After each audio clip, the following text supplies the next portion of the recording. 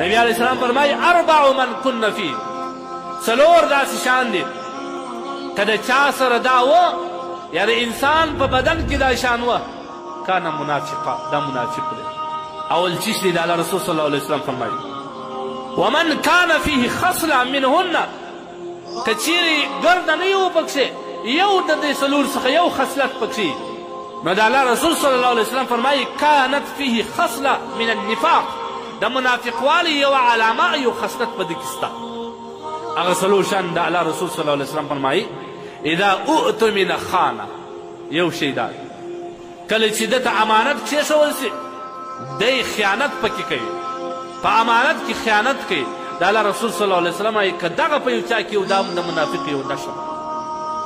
او دوهم شی اذا حدث کذب، کله چې دی خبرې کوي دی درواغ پکې وایي، همیشه دی درواغ وایي، که په کاروبار کې که په معاملاتو کې په هر شي کې چې بس دی درواغ د خپلو خبرو سره وایي. دا دوهم شی.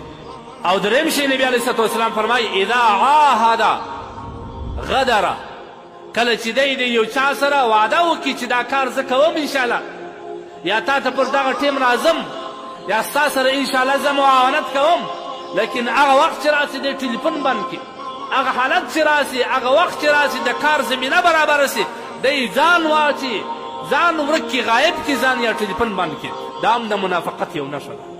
او څلورم شی چې د الله رسول صلی الله علیه وسلم فرمایي اذا خاصم فجر، کله چې دی د یو چا سره پر جنګ راسي پر خصم باندې راسي یو در بله جنګ سره وکړي خوشکې سره وکړي، په دغه جنګ په حالت کې دی ډېر خطرناکه ښکنځل کوي، دغه ښکنځل هم د منافق علامه ده. څلور شیان شول، یو په امانت کې خیانت کول، په خبرو کې درواغ ویل، او په وعده کې خلاف ورزي کول، او څلورم شی په جنګ کې ښکنځل کول.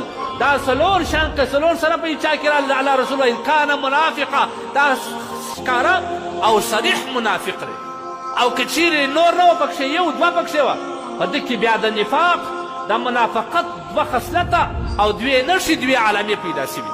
راسه اوس په خپل زندګي کې وګوره، ما او تا په خبرو کې درواغ وایو که نه وایو که نه؟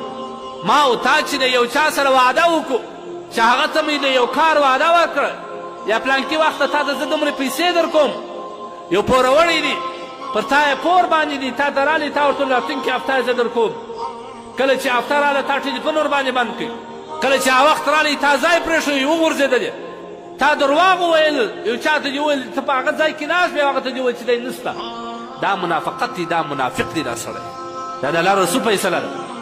او دا الله رسول صلی الله علیه وسلم فرمایي کله دریم شی چې کوم دی هغه څه دی اذا عاهد، کله چې دی وعده وکړي هغه په وعده کې دی څه کوي غدر کوي، وعده نه پر ځای کوي.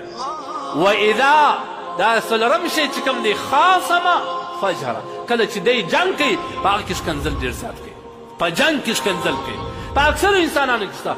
او دا دومره خطرناک عمل دی، دا الله رسول فرمایي که دا څلور سره په یو چا کې و دا سړی منافق دی، دا مسلمان نه دی، دا منافق دی. تاسو په خپل زندګي کې وګورئ، په خپل ملګرو په حالات کې وګورئ، د خپل روان زندګي او ژوندون په کاروبار کې تاسو وګورئ څومره کسان دا رقم لرو چې د دې څلور سره کار او عادت لري په ځان کې، او دا سړی ځان ته مؤمن او مسلمان هم وایي.